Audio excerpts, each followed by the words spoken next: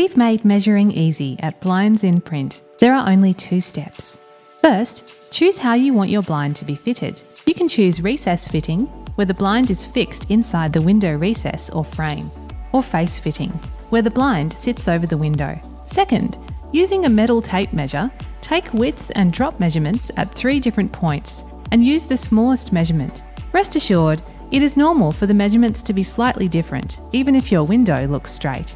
If you choose recess fitting, measure from one side of the window recess or frame to the other.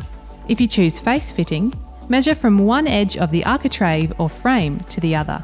If there is no architrave, you should measure however much you want the blind to overlap on each side of the window.